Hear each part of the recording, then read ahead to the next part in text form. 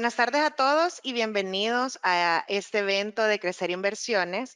Mi nombre es Ingrid Segovia, soy especialista senior de inversiones aquí en Crecer y me acompaña Reinaldo Rodríguez de Alcanza. Hola Reinaldo, ¿cómo te va?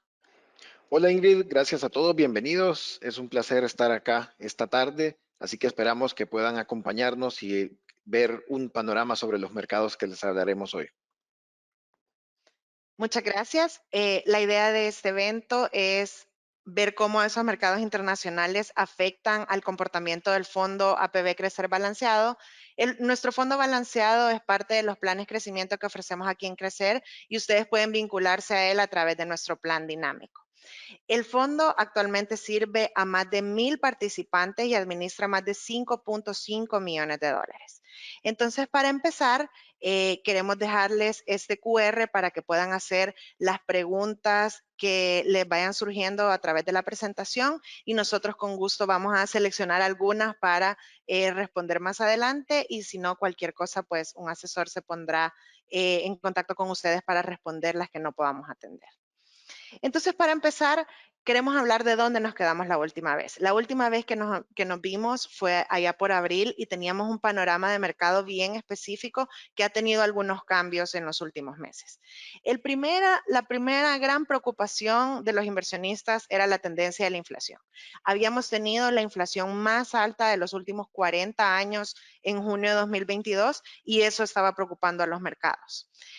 Con eso, el 2022 fue un año súper retador para todos los activos, con bastante seguridad en cualquier activo en el que hubiéramos estado invertidos. De seguro tuvimos desvalorizaciones porque fue uno de los peores años para los activos financieros desde 1930. Pero con esa misma caída, los mercados también comenzaron su recuperación desde finales de 2022 y han sorprendido bastante con un sentimiento bastante positivo. Entonces, con eso te quería preguntar, Reinaldo, ¿cuáles son esos temas que están marcando el paso en los mercados ahora? Sí, el panorama ha cambiado un poco y ahora la perspectiva es diferente. La inflación bajó del nivel más alto en que estaba a un nivel un poco más manejable y ha dejado de ser la preocupación más importante en estos momentos en el mercado. Pero básicamente, aparte de la inflación, hay otros dos componentes que vamos a profundizar en esta tarde. El segundo es que los temores de recesión se han desvanecido. A principio de año todavía se escuchaba el término recesión y sonaba mucho en las noticias económicas y en los buscadores financieros que la gente preguntaba o buscaba qué va a pasar o qué pasaría si hay una recesión. Esos temores se han desvanecido, no es que se ha eliminado por completo, pero la probabilidad de que ocurra es cada vez más baja.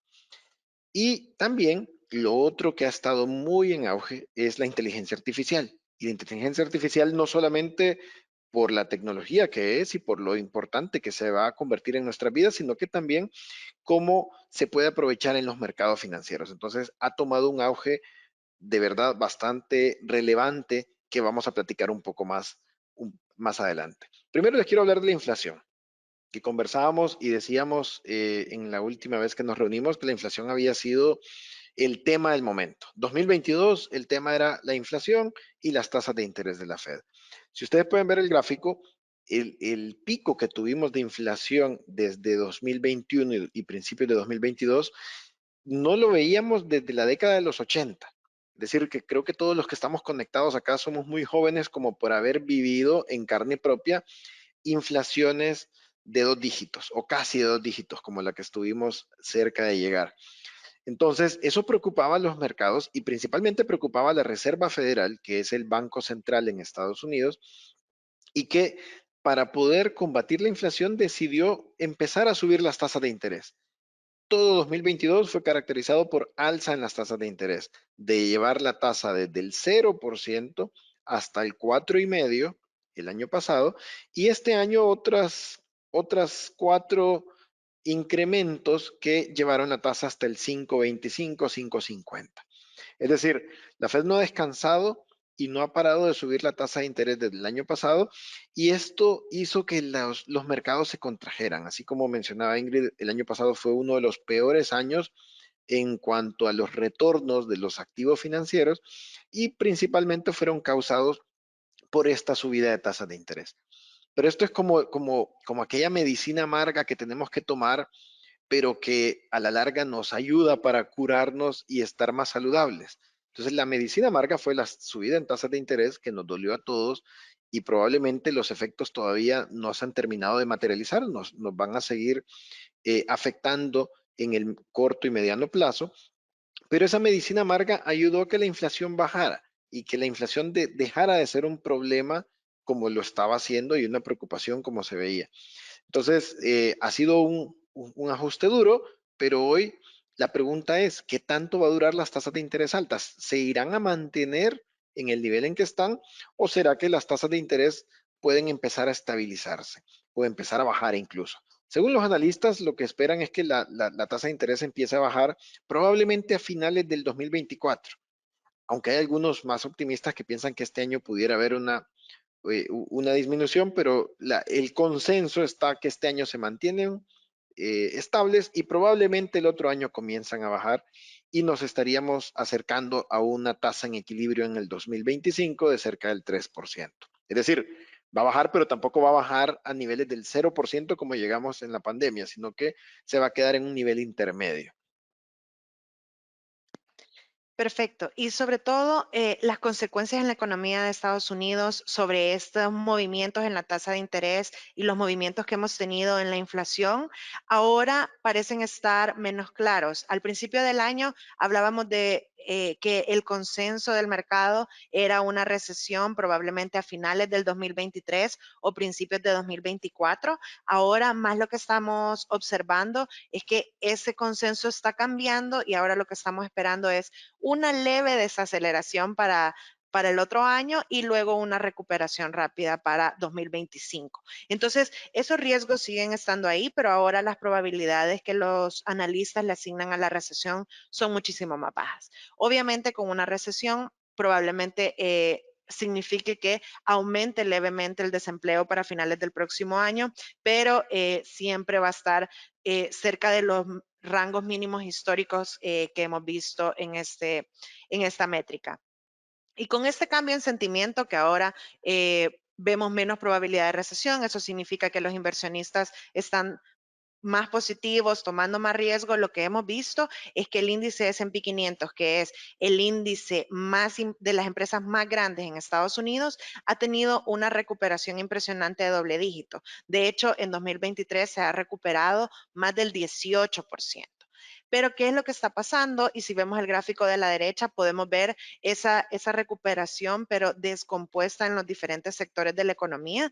Y es que vemos que los sectores que vemos hasta abajo, comunicaciones, tecnología y consumo discrecional, son los que han liderado con fuerza esa recuperación y ese, ese, ese positivismo todavía no ha contagiado al resto de la economía, como de hecho podemos ver que en servicios básicos ha tenido una contracción de más del 8% y entonces no está siendo como uniforme esta recuperación. Y aquí en el tema de tecnología hay un tema súper que ha sido protagonista en este año, que ha sido la inteligencia artificial. Entonces, quisiera ver, Reinaldo, si nos pudieras contar cómo ha avanzado ese tema este año.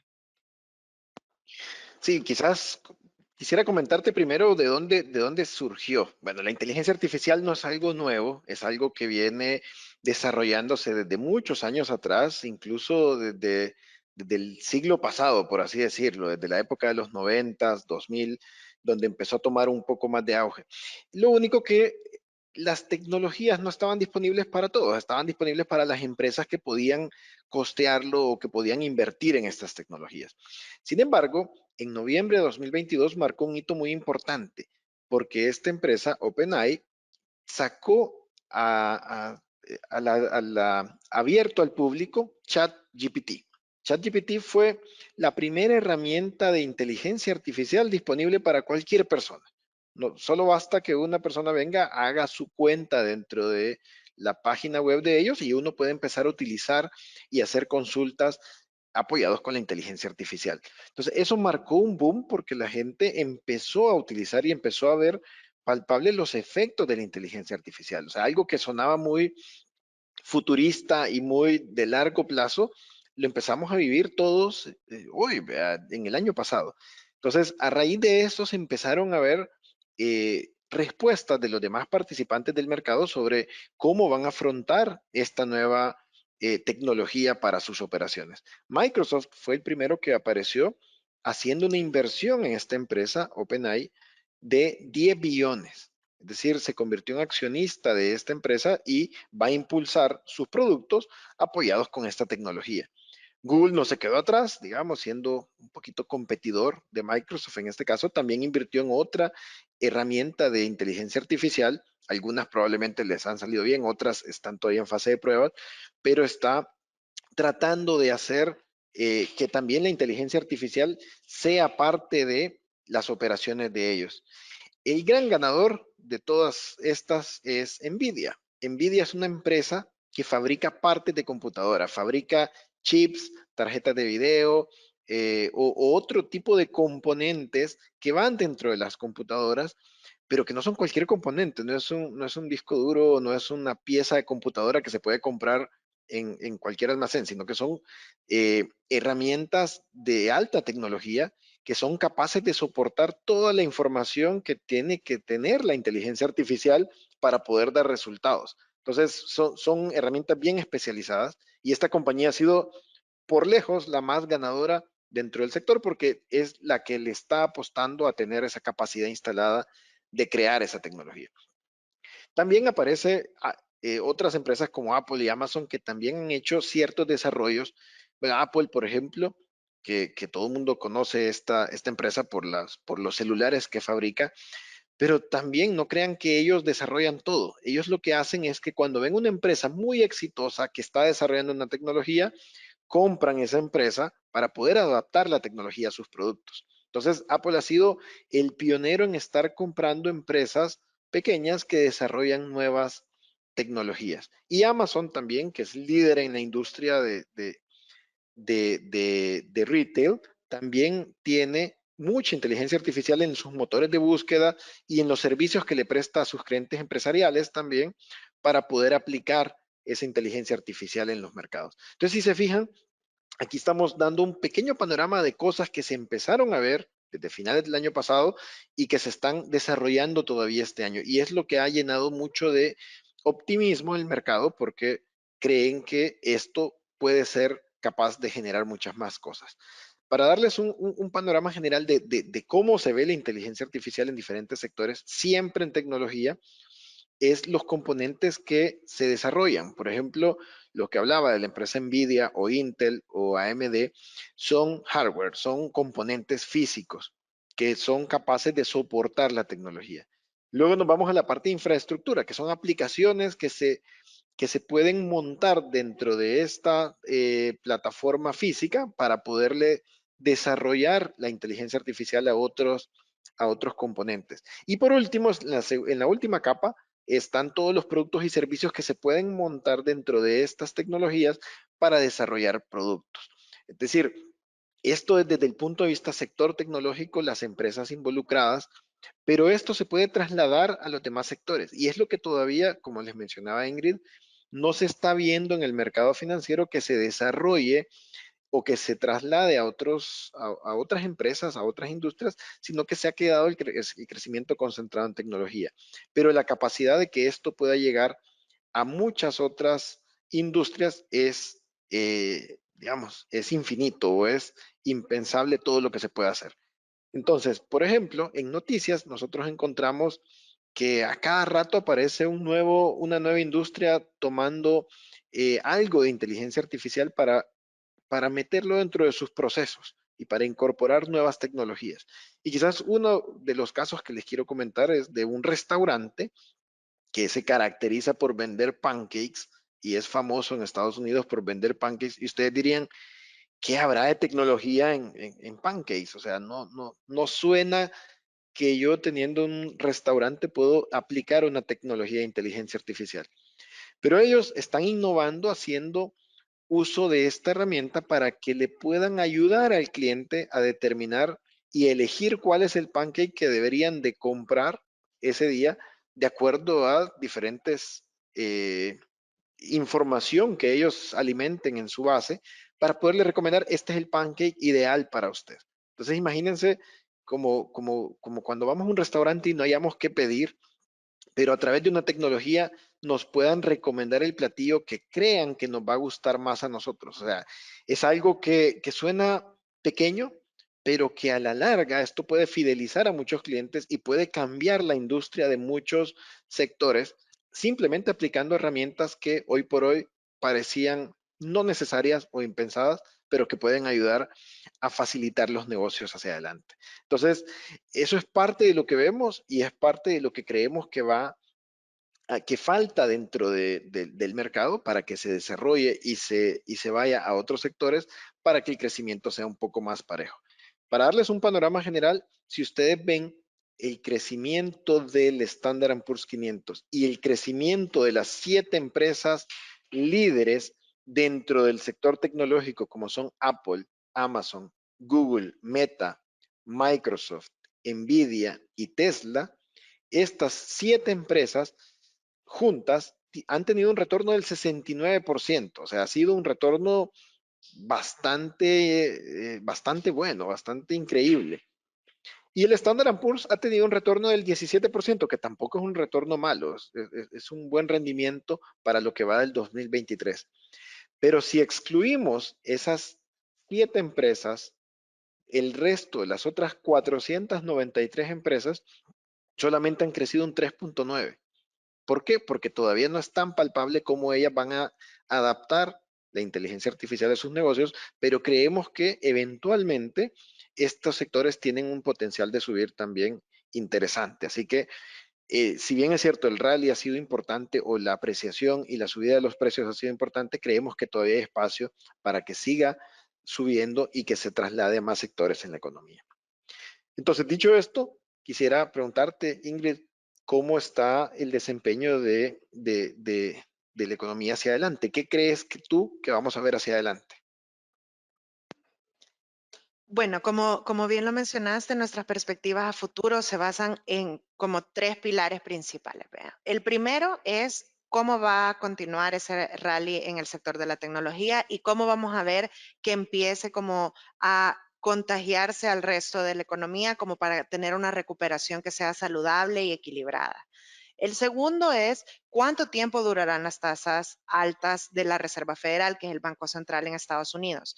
Ya vimos que han tenido una posición bastante agresiva para tratar de combatir la inflación y ahora que parece estar bajo control, el mercado todavía no ha decidido qué es lo que la Reserva Federal, qué es lo que piensan que la Reserva Federal va a hacer. Si va a empezar unos recortes a principios del próximo año o hasta el siguiente, dependiendo de cómo se vaya moviendo la economía. Entonces, definitivamente, la Reserva Federal y sus movimientos son algo a lo que hay que darle como especial atención en los próximos meses y tal vez en los próximos años.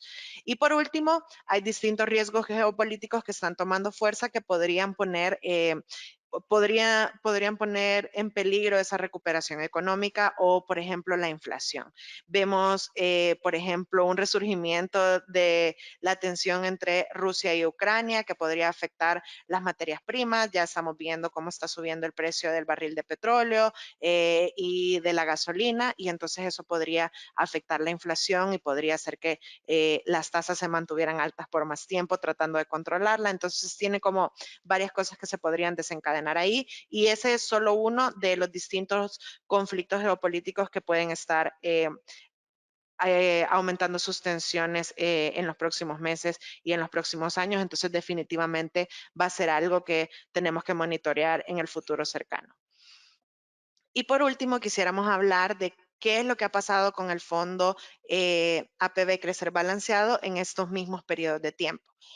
Una de las principales ventajas que tiene este producto es que más o menos la mitad de los activos los mantiene invertidos en el extranjero, tanto en renta fija como en renta variable internacional. Entonces, ¿qué significa eso? Y con todo el contexto que hemos visto de lo que pasó el año pasado y lo que está pasando en 2023, es que han habido como dos etapas bien marcadas. En la primera etapa de 2022, que podríamos decir que fueron los primeros 3 trimestres del año, vimos unas desvalorizaciones importantes por todo el contexto que ya mencionamos y porque históricamente fue un año particularmente retador para los mercados. Lo bueno es que tenía la flexibilidad también de estar invertido en El Salvador y si pueden ver en el cuadro de la derecha, la renta fija local, que es la renta fija en corporativos salvadoreños, sobre todo de alta calidad, ha tenido un comportamiento bastante estable, independientemente de lo que esté pasando en el extranjero. En la primera etapa de 2022 rindió más o menos 5% y ahora está más cerca del 6%. Entonces eso le dio cierta estabilidad, pero sin duda alguna, pues tuvo desvalorizaciones importantes en la primera parte del año. Pero al mismo tiempo, desde el último trimestre del año pasado y todo lo que va de 2023, esas mismas exposiciones internacionales definitivamente han liderado la recuperación del fondo. De hecho, una persona que invirtió a finales del año pasado tiene una rentabilidad en este momento de casi el 10% por esa recuperación en nuestras inversiones extranjeras. Entonces, ¿qué recomendaciones hacemos para el futuro? El 2022 y 2023 han sido una gran muestra de esto que les voy a contar a continuación. El rango esperado de los resultados que podemos tener y cómo mantenernos invertidos en realidad nos ayuda a disminuir la volatilidad de esas inversiones en el tiempo. Pueden ver cuando tenemos un horizonte de inversión de un año, o sea, cuando pensamos estar invertidos un año, en realidad podemos tener unas grandes posibilidades de ganancias, pero al mismo tiempo nos exponemos a una gran volatilidad que puede tener unas pérdidas importantes. De hecho, podemos ganar casi 40% y también perder 40%. ¿Qué es lo que pasa? Solo sin hacer absolutamente nada más que esperar más tiempo o mantenernos invertidos por más tiempo, podemos ver cómo si lo pasamos de un año a 3, a 5 y a 10, van disminuyéndose considerablemente la posibilidad de tener pérdidas y vamos teniendo un poco más de estabilidad en los retornos, que a la hora de cumplir esas metas financieras que nos proponemos, puede servirnos un montón para tratar de proyectar cuáles van a ser esos retornos que voy a tener en ese periodo de tiempo. Y eso solamente es esperando más tiempo. También, y esto aplica, estos consejos para invertir a largo plazo, aplica tanto si invierten en el fondo balanceado o si tienen en todas sus otras inversiones. Existen como 4 grandes factores que determinan los resultados que voy a tener. El primero, que está hasta el extremo de la derecha, es el retorno de nuestras inversiones, que obviamente no está bajo nuestro control. Pero sí hay 3 cosas importantes que podemos controlar. El primero es elegir adecuadamente el producto en el que vamos a invertir. Es importante conocer las características de ese producto a profundidad y sentirnos cómodos con las exposiciones y los riesgos que estamos teniendo a través de ese producto. También el segundo es la frecuencia y el monto de los aportes, que eso va a tener mucho que ver con nuestra capacidad de ahorro y el tiempo para mantener la inversión, que en realidad está más relacionado a para qué estoy ahorrando o para qué estoy invirtiendo y cuánto tiempo tengo para lograr esos objetivos.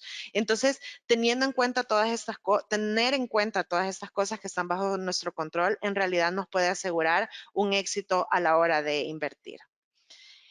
Entonces, muchísimas gracias. Ahora vamos a pasar a la parte de preguntas y respuestas. Una de las primeras preguntas que recibimos, y te la voy a hacer a ti, Reinaldo, es, ¿qué es mejor? ¿Si invertir todo de una vez o ir poco a poco a través de mi horizonte de inversión? Súper buena pregunta. Y te cuento que mucha gente se ha dedicado a tratar de responderla y hacer estudios sobre qué puede pasar y qué es lo mejor hacer entre una u otra. Y los escenarios son, por ejemplo, la gente dice, ¿qué pasa si invierto $10,000 ya? O si voy invirtiendo 1,000 mensuales, por ejemplo. Eh, Normalmente, en la mayoría de las simulaciones que se corren, siempre va a dar que es mejor invertir de una sola vez.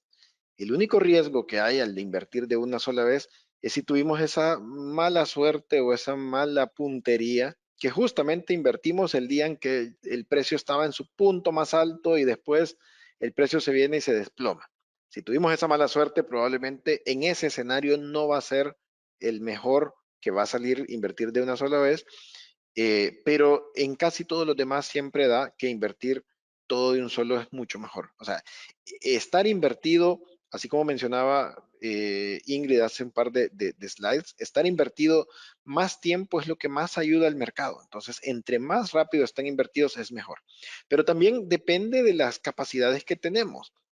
Por ejemplo, si nos ponemos una meta Así como les mencionaba el ejemplo de invertir $10,000 al año, probablemente no tenemos los $10,000 de un solo para invertirlo, pero sí podemos hacer aportes mensuales que nos hagan exactamente lo mismo de invertir los 10,000. Entonces, podemos hacerla paulatinamente o una sola vez, como nosotros podamos, pero lo importante es hacerlo, definir cuál es el monto que queremos hacerlo y hacer una de las dos estrategias. Si estamos entrando a un producto donde es nuevo para nosotros, no lo conocemos o, o o no sabemos si vamos a poder soportar la volatilidad que tenga, en ese caso también se recomienda, a pesar de que tengamos los 10,000 según el ejemplo, pues lo recomendable es que lo vamos haciendo poco a poco para que conozcamos el producto, para que veamos cómo funciona, para que entendamos la volatilidad que tiene y una vez nos sintamos en confianza podemos seguir aumentando. Es decir, no hay una respuesta correcta para esto, todo depende más de la capacidad que tengamos y lo importante es que definamos nosotros cuánto queremos invertir para que podamos hacerlo y programarnos a largo plazo. Listo, muchísimas gracias. Otra de las preguntas es, ¿cuál ha sido la rentabilidad promedio de los últimos 3 meses? Como pudimos ver al principio y como comentamos sobre el contexto de mercado, hemos tenido un último trimestre súper positivo, gracias a todas las tendencias que están pasando en los mercados internacionales sobre todo. Entonces, en ese contexto, quizás en promedio habremos tenido una rentabilidad anualizada entre el 6 y el 8% en cada uno de los últimos 3 meses, porque hemos estado en este contexto como de súper positivo y de tomar más riesgos. Otra de las preguntas es, ¿los conflictos geopolíticos ahora en otras regiones del mundo, cómo pueden afectar al fondo? Fíjense que el efecto en el fondo no es de forma tan directa, ya que el fondo, por ejemplo, normalmente los riesgos geopolíticos que estamos observando, sobre todo, tienen un impacto directo en el mercado de las materias primas y el fondo no invierte directamente en materias primas, pero sí el impacto que tienen las materias primas en las economías en las que nosotros invertimos. El fondo invierte en todos los mercados más importantes del mundo, en Estados Unidos, Europa, Japón y mercados emergentes.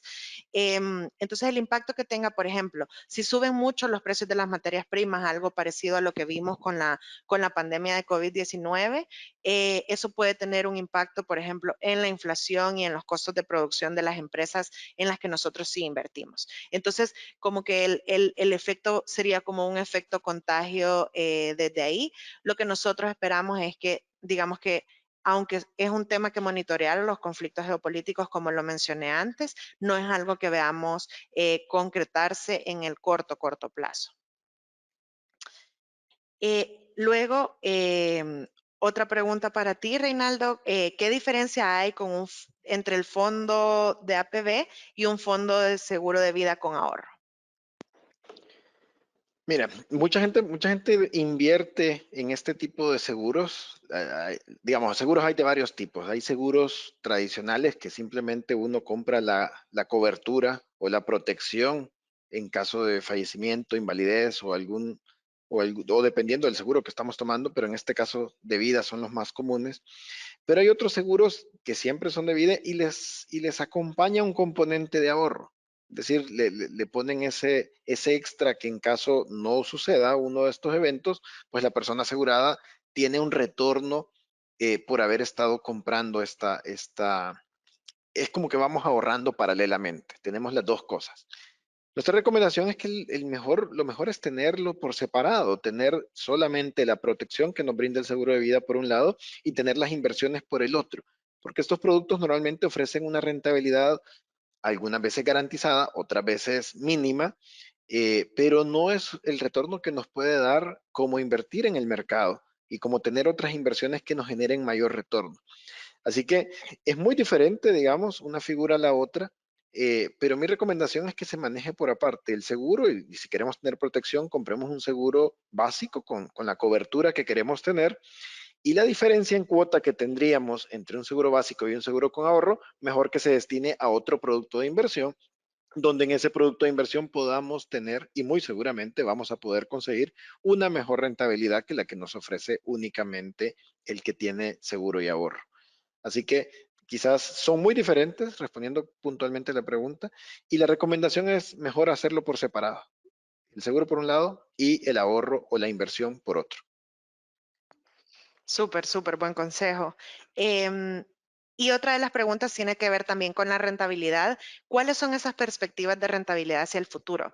Fíjense que haciendo como una recapitulación de todos esos factores que estuvimos viendo durante la presentación, una de las cosas principales es que el sentimiento se mantiene fuerte. Entonces, lo que nosotros vemos y con los riesgos que les mencionaba de recesión bastante controlados en este momento, nosotros lo que esperamos es que la recuperación del fondo continúe hacia finales del año. De seguro pueden haber algunas variaciones por la naturaleza de los instrumentos en los que invertimos, pero la tendencia en general va a ser positiva los próximos meses, diría de 3 a 6 meses. Em, y luego podemos tener un poco de volatilidad a medida vayamos esclareciendo todos estos grandes interrogantes que estamos navegando en este momento. Y Rey, te hago otra pregunta. Em, ¿Cuánto debería de ahorrar una persona si está planeando su jubilación dentro de 30 años? O sea que ese horizonte de inversión es un poco más largo de lo que estábamos platicando al inicio. Buena pregunta. La verdad que quizás separo la respuesta en dos. Ahorrar, digamos, ahorremos lo más que podamos y después invertir, porque no hace falta solamente ahorrar y tenerlo ahí guardado debajo del colchón o en mi alcancía, sino que hay que ponerlo a trabajar, hay que ponerlo a invertir. Luego, quizás respondiéndote muy puntual, lo más que puedas. Siempre lo más que puedas ahorrar e invertir es lo que más se te recomienda porque más rápido vas a llegar a tus metas. Pero si quisieras tener un número en mente, digamos, para poder tener una meta y no decir lo más que pueda porque queda bien vago, quizás te diría una de las metas importantes es decir por lo menos el 10% de lo que nosotros tenemos de ingresos. Si tenemos 10% de ahorro y ese ahorro lo empezamos a invertir, muy seguramente vamos a tener un buen patrimonio a lo largo de un par de años. En el caso tuyo que mencionaba la pregunta eran 30 años, con mucha seguridad se va a tener un patrimonio muy grande. Entonces, quizás lo importante es establecer una meta y que esa meta la podamos cumplir, que no nos quedemos muy apretados tampoco sin comer por hacerla, pero sí tiene que ser una meta realista y que nosotros podamos cumplirla a largo plazo. Digamos, hay fórmulas matemáticas que podrían determinarte cuánto es lo que tú deberías de tener para poderlo hacer, pero si no lo tienes o si no puedes hacerlo en tu momento, tú puedes decir por lo menos el 10. Si puedes llegarlo al 15 o al 20, todavía sería muchísimo mejor. Y si no llegas al 10, tampoco eso te tiene que limitar. Si no llegas al 10, empieza con lo que puedas. Una vez empiezas a ahorrar y a invertir una parte, luego se te va dando la necesidad de hacerlo más y digamos, se va haciendo adictivo en el buen sentido de que siempre quieres tener más invertido y más. Así que si no puedes llegar al 10 y puedes el 2 el 3 lo que sea, empieza con eso. Es mejor empezar ya con lo que se pueda y no esperar a poder llegar a tener un ingreso más grande para empezar a hacerlo. O sea, ponte una meta desde antes para que tú lo puedas lograr.